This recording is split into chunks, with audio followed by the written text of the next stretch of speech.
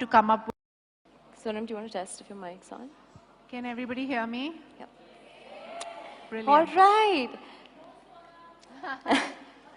Okay, so Sonam, you've obviously done this like a zillion times. I don't know if I've done this a zillion times, but I've done it enough. Okay, so I'm the nervous one. So I'm the nervous one. Thank you so much for being here today. You Thank you, Mansi. absolutely look Thank you so much. gorgeous. Thank you. Okay, everybody first up is very, very excited. You're literally doing this for the first time after... No, I did I've done one or two things, but I've just moved back to Bombay with my husband. Finally. Finally, yeah. We were in London for a couple of years, and we've decided to move back because we want our child to be around his grandparents, both sides. So yeah, I'm back in Mumbai and I'm back at work. That is definitely good news for all of us. So that means we get to see you a lot more now. Yeah, hope so. All right. So very quickly, sometimes before we receive the big good news or bringing the most precious gift, can we please request the media to settle down? We cannot start like this. Sorry about that. Not at all. I'm sure you're used to it. Sometimes before we receive the good news about bringing a child into this world, we have so many questions that run through our mind. What were yours? And how did you address them? So my husband and I got married right before the pandemic, and we wanted to take 2 years just to enjoy our married life and, you know, just have a good time before we decided to, you know, we wanted to have a child. And I remember it was January of 2020, New Year's. And we were like, okay, I think this is the year that we're going to try and have a child. And obviously, the pandemic happened, and we got scared, and we just decided that we could wait till the pandemic was over. Even though, I don't know if everybody remembers at that time, we didn't know when or how, and it was quite scary, especially the beginning of the pandemic. So it started settling down by the end of the year, but then the second wave happened in India, which was again pretty scary. And so again, we decided to delay it a little bit. We were seeing all sorts of scary things happening to women and to, you know, older people and parents and children, etc., with comorbidities. Again, we decided to wait, and then we said, okay, I think it's enough, let's try. And that's when, but in this time, I was doing a lot of research. I was reading a lot about fertility, about what are the right things to, you know, take, how to eat, the kind of lifestyle you need to lead. And I realized that I needed to, more than anything else, I needed to lead a very stress-free lifestyle.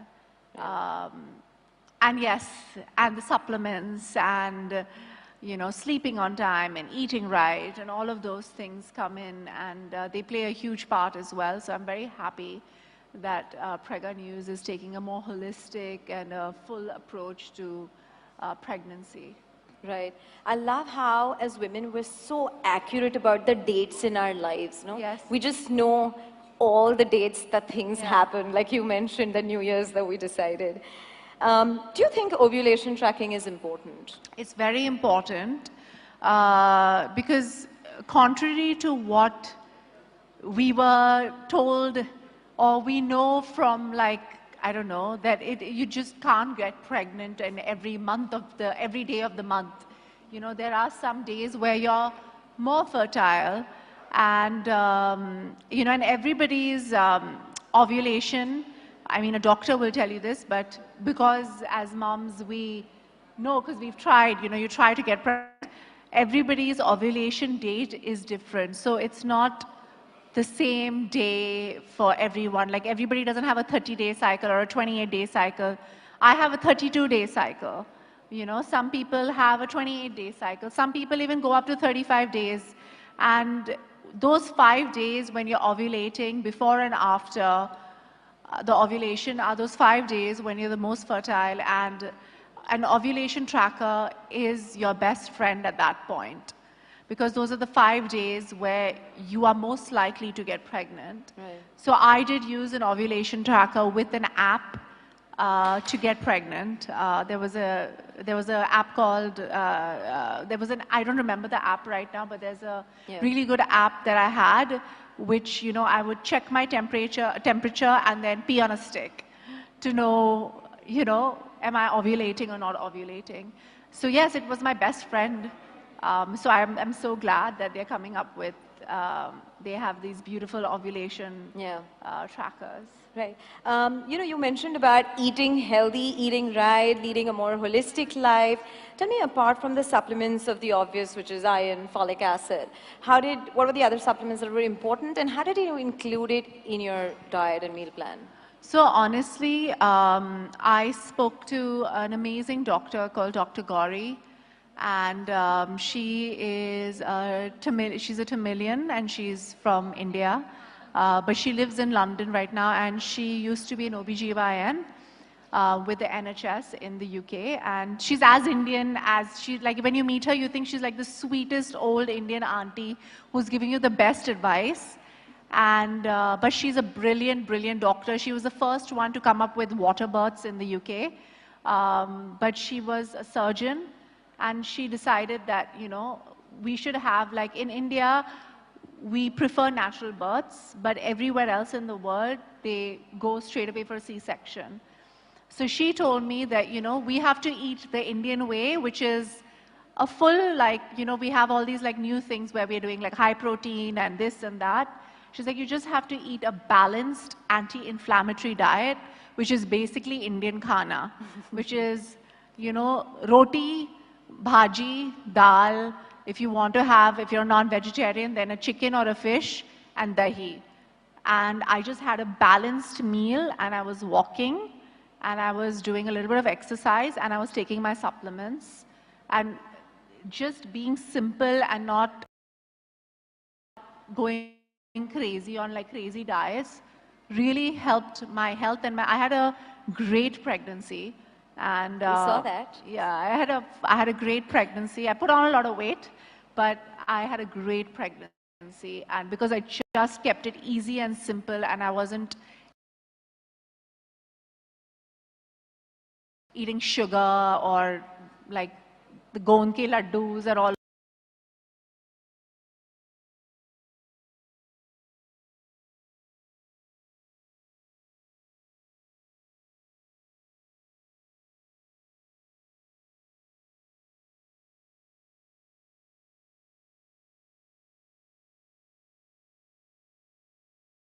of that your moms give you. I was just eating normal khana. Right. The most magical moments, and I think if you ask any mother, what are the most magical moment of your life that kind of transforms you, is when you see those 2 pink lines. What was that moment for you like? I think as soon as I delivered my baby and he was in my arms, I think it was one of the best things that I felt, because you have this euphoria as well, especially after you deliver. I had a natural birth, mostly drug-free as well. So it was an amazing moment, because my husband was next to me, and my doctor was one of my mom's close friends, and I'd grown up with her. And so I just people who I loved were around me, and then my parents were there, and my sister was there, and my in-laws were there, and it was just the best moment of my life. I think it's life-changing, right, when you have a child. You just mentioned that I put on a lot of weight. Yeah. I have to ask you this, because each one of us sees a different version of ourselves, right? You suddenly start feeling uncomfortable with that same body who has the ability to nurture and prepare for childbirth. You also had to play your part of being a Bollywood actor. You were part of so many covers. How was it experience to be part of all of these photo shoots, being constantly shot, but not in your body that, you know, your older avatar? So I never, as soon as I delivered my child, my main focus was taking care of him and then taking care of myself. Yeah. It wasn't, oh, I need to lose my weight in like 2 months or 3 months. I've taken 1 whole year to lose all my weight. I did it slowly, I did it steadily, and I made sure that I was present. And a lot of moms go through postnatal depression, and you know, you feel like you're in somebody else's body. Once you deliver, you feel like your stomach is going to go back in, but it's still there. And you feel, oh, my body's going to look the same after I deliver my child. And then you realize your child is only like 3.5 kgs, and all the other weight is just you. And but I didn't go on a crash diet. I didn't do any of those things because I used to be a very big girl when I was younger, and through a lot of hard work, I have realized that you have to love yourself no matter what, no matter the stretch marks, no matter the weight fluctuations, no matter what. As long as you're healthy mentally and physically, that's all that matters. And you will eventually feel like yourself, and nobody should be in any rush to get anywhere. And, you know, the media has a lot of good qualities, and so do a lot of actors. We have a lot of good qualities, but we're also desperate to get back into shape and get back to work. And that puts a bad precedent for mothers who are not in the same profession as us. And I didn't want to set that example. I'm so glad that you said that. So I made sure that I was seen through my weight. Can we have a huge round of applause for that one, guys? If icons such as her start doing that, it really takes off the pressure. Yeah, and I was like, it doesn't matter. I will be photographed no matter what size I am after my pregnancy. So I did a couple of events, and I didn't shy away from my size. I didn't shy away during my pregnancy when I gained that weight. And I gained that weight because, I don't know, some people gain that weight. I wasn't eating anything extra. So it's just that some people don't gain any weight during pregnancy. They gain like 6 or 7 kgs. But some people, my mom gained 25 kgs with each child. So. Okay, I'm going to do a quick check here. Sonam, you mentioned you gained a lot of weight. How much weight did you gain? 36 kgs. 36? Shit, she beat me. How many women gain? You did not gain 36 and lose it. I was 58. I was too thin before I got pregnant. I have a tendency to be too thin because it's genetic. So I was very thin. Right now I'm still like around 8-9 kgs more than. So 36, and you did that. How many women here gained more than 20 kilos? Just, almost everyone. How many more than 30 kilos? Okay, how many, like at the right 12 to 15? Okay, I don't like you guys. You all are just very mean people. No, I mean, I'm telling you, it's body like, I don't know, body. I thought every time I was just breathing air and I was putting on weight. Yeah. Like, I was scared. The person I didn't want to meet was my OBGYN. I think as long, see, I didn't have high blood pressure. I didn't get gestational diabetes. I didn't have preeclampsia. I didn't have any of those things. And I started off, I'm like 5'11". I started off very, very thin. So I just became, you know. Yeah, I think the key, guys, is to lose weight before. Yeah, I mean, I don't know if that's good as well. You just have to be healthy.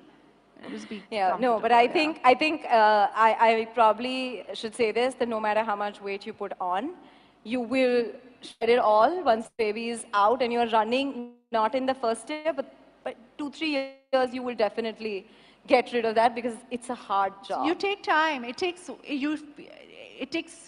1 year to grow a child. Your whole body changes. Your organs have shifted. Your ribs have expanded. Your hips, your pelvic floor is expanded. You'll take at least 2 years to get your body back to what it used to be. Right. Yeah.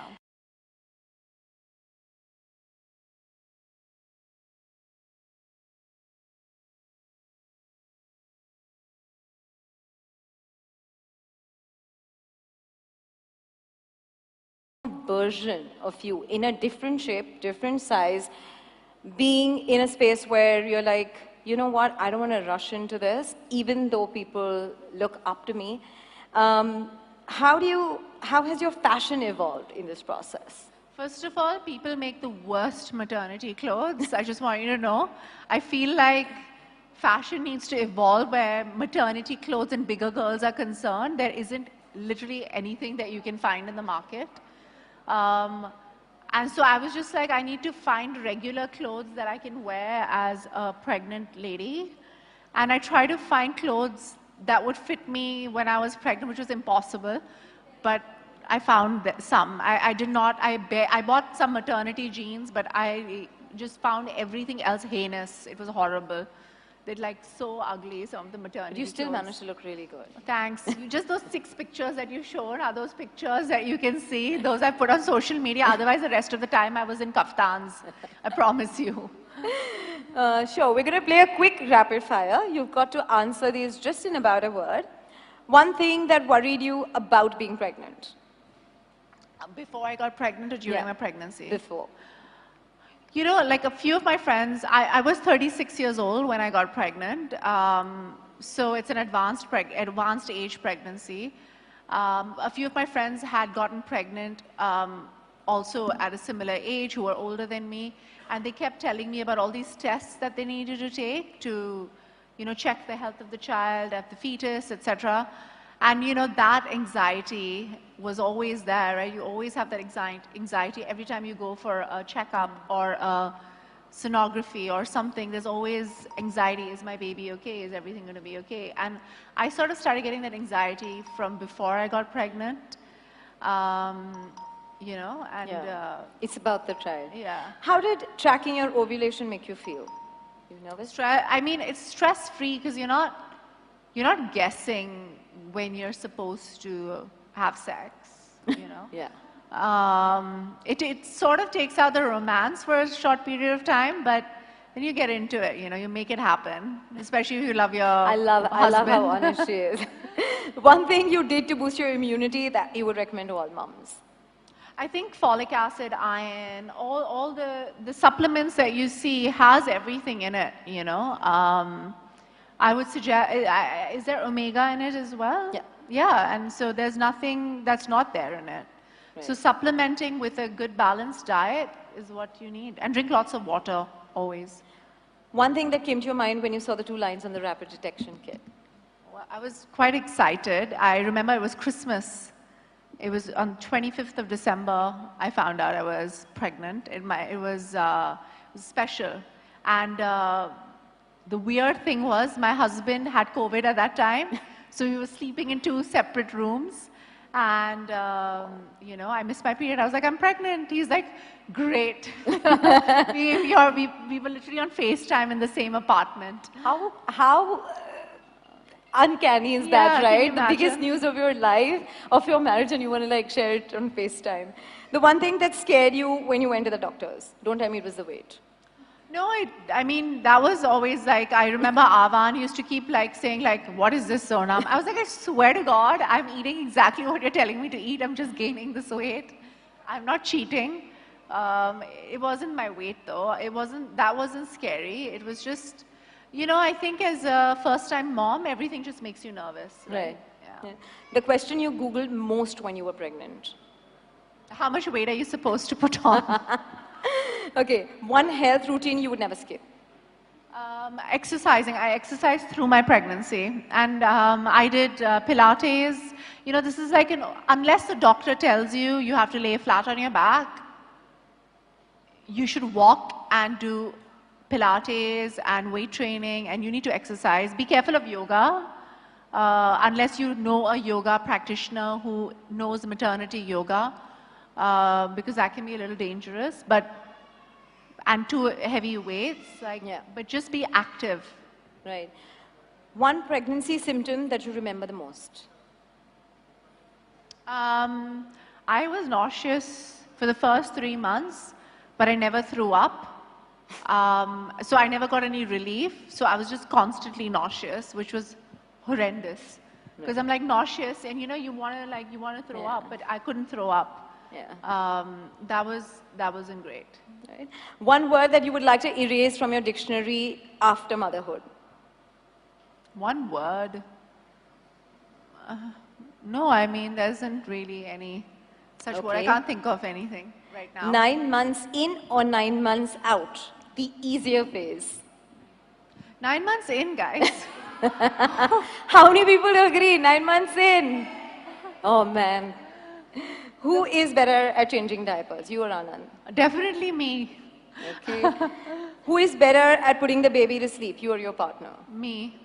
Okay. The first person I called to share the good news, and now I know the answer. It was Anand. But no matter what, the first thing my child said was Dada. He did not say Mama, no matter what I was doing for that child.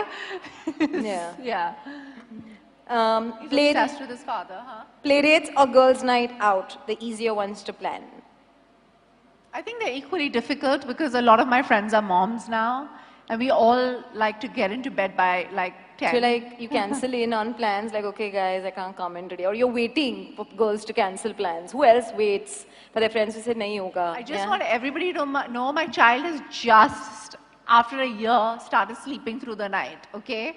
So I had no night plans for I don't know how long. Okay, last one. Yeah. Baby monitor or shoot monitors? The one you check more often now. The baby monitor.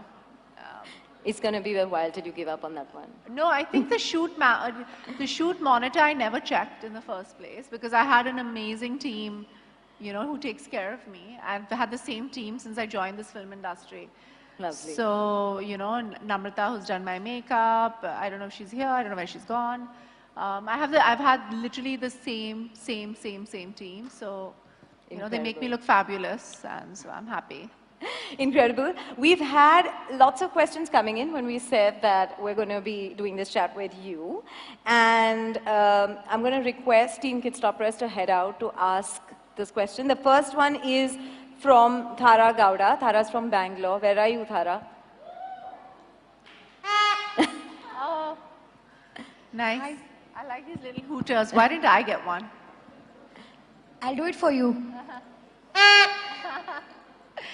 Hi Sonam, you look lovely and I'm having sore throat because of the party that I was in last night. However, I have a question for you. What is that one funniest question you had for your gynecologist when you went for your regular checkups, even before you get conceived? What was like a funny question? Yes. You asked your gynac, even before you conceived. You know, there's this weird thing where people tell you to put your legs up after you've had sex, and they were like, and put the Can we pillow have a under your huge round butt. of applause for Sonam's honesty, guys? Come on, get those hooters I was out just now. like, I was like, is that? She's like, this is the urban myth. That you don't need to put your pillow under your butt. And I was like, okay. Yeah. Thank Well you, done. Sonam. Thank you. The next one is for Satrupa Sharma. Satrupa, where are you? Hi. Hi Sonam. Hi. You're looking fabulous first of all. Thank you. I'm Saru and I'm a mommy of a 7-year-old who's turning 7 tomorrow by the way. Oh my God, a Virgo, amazing. Yes, thank you. So I wanted to ask, like, we moms are always bombarded with, you know, unsolicited advice from someone or the other, our well-wishers. So what was the most unsolicited advice that you got and how did you respond to it? You know, there's this thing in our Indian culture where when you give the first bite, you have to do this puja. And the Panditji was like, you need to give this child honey. You know, they tell you to feed the child rice, and you're not supposed to do that for the first year. Like, whatever books that I've read says that in the first year, you cannot give your kid honey because it causes botulism, which is this disease that a child can get because honey has a specific bacteria. And I had this argument with the Panditji. I was like, I'm giving him apple puree, whether you like it or not, as the first bite. So there are some old things that we do in our culture, which are not which like in what we know, at least what I know, is different. Like maybe a lot of moms have done it and their children are fine, but I was extra precautious. Exactly, and you get to hear that phrase, oh, it's like we haven't raised our babies. Yeah. Right. Thank you so much. Thank you. Thank you. Thank you, Satrupa. Next question is from Ishna Batra. Hi Sonam. Hi. I'm Ishna Batra. I'm a content creator and a mommy to two beautiful children. Congratulations. Thank you. One who's turning 9 day after, and one is a 4.5-year-old. So many Virgo babies, huh? I know. My son is a cusp, a Virgo Leo cusp. I don't know. I don't know if that's scary or not. Oh, lovely. Someone told me that if your baby's a Virgo, you're the luckiest mom because they really love their parents too much. Yeah, that's true. That is true. I get along with Virgos very well, so it's great. They are amazing people. Lovely.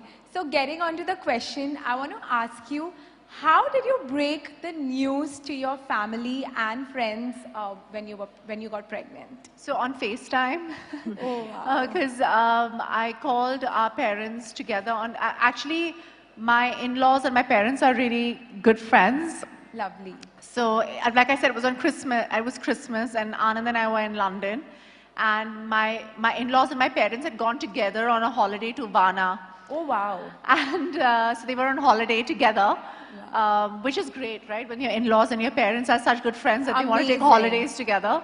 And so we called one person and we said, can you call, the rest of, I called my mother-in-law and she called my mom and my dad and my father-in-law, and they were all sitting together. Wow. When we told them, and the only person who had tears in their eyes was my father. Everybody else was like really excited, and he was the last person I would expect to get like emotional, but he was emotional about it. How sweet. And I think it went the other way around in my case when I got pregnant for the first time. I was so overwhelmed that I called my father and I started crying. Oh, So it was just the amazing. opposite. Amazing. But I was just amazing. excited and happy. I know. It's just that overwhelming feels. Yeah. But nice. Thank you so much. No, thank Thank you. you, Ishna. Can we have the question from Rituka Bisht? Rituka, where are you? Hello Sonam, Hi. hello Mansi. Hi. So, my name is Rituka and I am a mommy of two beautiful kids and they are very naughty too. As they should be. I know. So, Sonam, during pregnancy we go through, different hormone change and we have a lot of different food cravings. So I want to ask you, what were your food cravings like and how did you succumb to all of them? I just wanted roti with ghee on it, like what I used to have when I was young. Like maybe the ghee made me put on weight, I don't know. But I remember that, when I used to go to school or when I was younger, when we used to have a khana, it used to be like just chapati with ghee and then all the vegetables used to come like on a plate. And I was just like, I just want that. My craving was for just ghar ka khana. Like, like roti, like chapati with like ghee and like, it was very like tindora and like gobi aloo and like it was really like I don't know how to explain it. It was very like ghar ka khana. I wanted like maki dal and like turi and all of this stuff. Like it was not fancy at all. I didn't want like caviar or anything. I just wanted like ghar ka khana. Mine was totally weird. I used to had pickles with peanut butter and my husband was, That's so he was weird. shocked. He was saying, That sounds awful. thank you Sonam, thank you Mansi. Thank you. Can we have the question from Yuvika Abrol? Yes. Hi, Sonam. Hi. You look gorgeous. Oh, thank you so much. Hi, Mansi. Hi. Sonam, with pregnancy come in a lot of hormonal changes, and a lot of people also realize this as they've been through this. My question is similar to what Saru asked. What was the weirdest pregnancy advice that you got, or the craziest or the funniest pregnancy advice that you got, and from what age group? As Indians we have crazy ideas. Aisa kha lo to bachcha waisa hoga, wo piyo to taller, shorter, fairer, darker. So what was the weirdest advice that you thought doesn't work, but you have to go through it, you have to listen to that person because of course they're concerned? Honestly, you have very high progesterone, like everybody knows, when you get pregnant, and you get a lot of pigmentation. Like I had a lot of pigmentation. I had pigmentation everywhere, and weirdly, even though I'm Indian, I've never had that issue where I had like dark patches, and it was the first time I got it. So I used to get like really weird advice from a lot of people on the creams I should use, and I should do this and I should do that. And you need to be so careful even with what you apply on your body. Like you need to be so careful. And fortunately, I signed up with this brand that obviously I can't name here. And I met the lady who had started the brand, and she kind of helped me understand the kind of skincare that I needed to do during my pregnancy. Lovely. The weirdest pregnancy advice that I got, have coconut water, the child will be fair. Okay, it's genetic, but Of course. Okay, the next question that we have is from Parul Agarwal. Parul, are you here? Hi Sonam. Hi. How are you? very well. How are you? Good. You look beautiful. Thank you. So do you. So does everybody. Everybody looks great. So hi, myself Parul Agarwal, and I'm a mommy of 2 kids. One is 13 years and another one is 8 years. So like as a parent, we get a lot of questions. We get a lot of parenting advice from the people. Some are really good and some are really, baseless. So my question to you is, what is your best parenting advice that you've received? The best parenting advice You would want to give. What I've received. No, that you would want to give. What I'd want to give. When you're in an aircraft, when you're taking off, right before you're taking off, they give you a security briefing where they say, put the oxygen on you first and then put it on your child. So the first thing you need to do is take care of yourself so you can be a better mom to take care of your child. Love it, love it. So it's important to, eat right, be kind to yourself. You don't have to be like in India, as women, we are, supposed to be, we need to sacrifice. Like that's what we've been told, and we've been conditioned to think in that way. And as a mom, you want to do it, right? Because that child and your husband and everything is just, it's preconditioning, but also that's your instinct as a mother. But to do that, even if you have to, is you need to take care of yourself so you can be the best version of yourself for your child. Yeah. Thank you. Thank you, Parul. And we have the last question from Sonakshi Singh. Sonakshi, are you here? Hello, I'm Sonakshi. I'm an engineer and a blogger. I want to ask you one question. So, have you ever made a panic 4 a.m. call to your mother, and what was it about? My mom, so I did the old Indian traditional thing. I went to my parents' house to have my baby. Okay. So I was with my parents for the first 6 months, and my husband very sweetly stayed with me the whole time.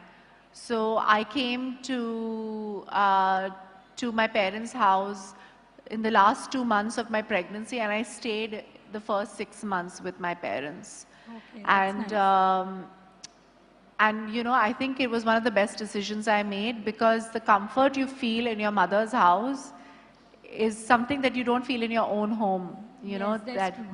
And my mother is my best friend. I'm quite I don't know how to explain. I'm quite a geek. I think my mother is the coolest person in the world. So, yeah, I call her up.